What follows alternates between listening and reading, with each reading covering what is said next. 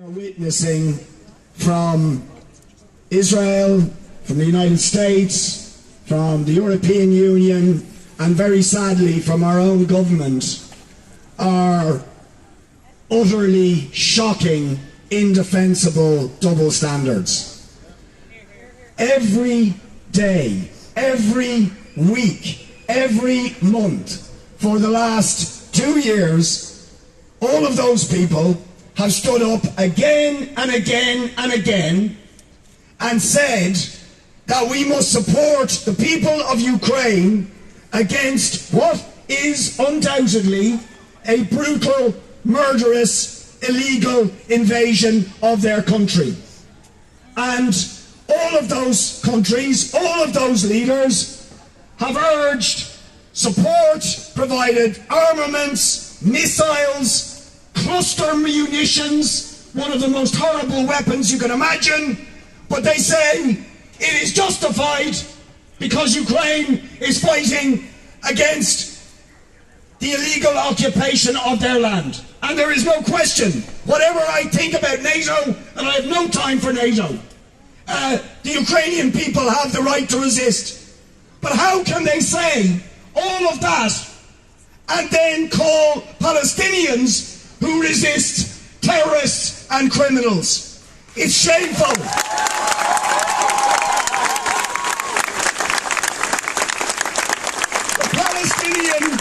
The Palestinian people haven't asked for missiles or weapons from NATO. They haven't asked for tanks or artillery. All they have asked is for the United States and the Western world to acknowledge that Israel is an apartheid state that is built on the systematic, ongoing, ethnic cleansing, oppression and persecution of the Palestinian people since the day it was founded. And that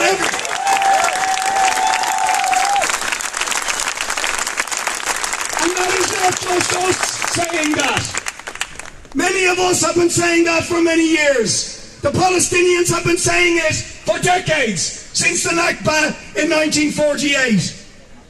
But in the last few years, we had respectable human rights organizations like Amnesty International, like Human Rights Watch, many, many others, even the UN Special Rapporteur on the Middle East, all saying that Israel has been guilty of crimes against humanity and war crimes and apartheid and ethnic cleansing and the systematic ongoing denial of the most basic human and civil rights to the Palestinian people. They have condemned, rightly, as a war crime and a crime against humanity, the 18-year-long siege of Gaza, the collective punishment of 2.5 million people, attack after attack by Israel on the Gaza Strip, thousands killed, the United Nations saying that Gaza has been reduced to a state of a permanent humanitarian crisis. And what do the Western world do? Nothing. Nothing. No sanctions. No condemnation of Israeli terrorism. They refuse even to use the word apartheid because, according to Micheál Martin, it would not be helpful. It would not be helpful. Never mind impose sanctions. How do they expect the Palestinian people to feel other than that the Western world, along with Israel, is treating them as subhuman, as inferior, as lesser beings? That is the message that Israel sends every day, and the Western world backs that up with its support for Israel, with its arms for Israel, and for never, ever, ever taking a sanction. So the tragic, and it is tragic, every single lost life is tragic. But this story did not begin 2 days ago. This story began in Gaza at least for the last 18 years, but in reality since 1948. decades of oppression, persecution, relentless. Millions of Palestinians rotting in refugee camps in the most horrendous conditions, denied their identity, denied their history in Lebanon, in Syria, in Jordan, scattered to the winds of the world, denied the most basic thing, an identity, a history. That is the crime that has been done to the Palestinian people, and Israel is allowed to do it with impunity. So we say, surely the Palestinian people have the same right to resist as the people of Ukraine.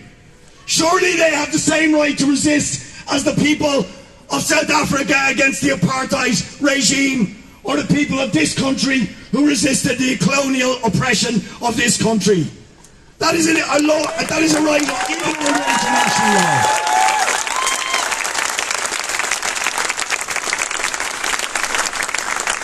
So friends, we must push back. We are the people in supporting the Palestinians who want to see an end to the violence, an end to the killing. But that can only happen when we see the liberation of the Palestinian people from a regime that is based on racism, apartheid, colonialism, and systematic oppression. You cannot have or expect justice or peace when you treat millions and millions of people as less than human. What do they expect?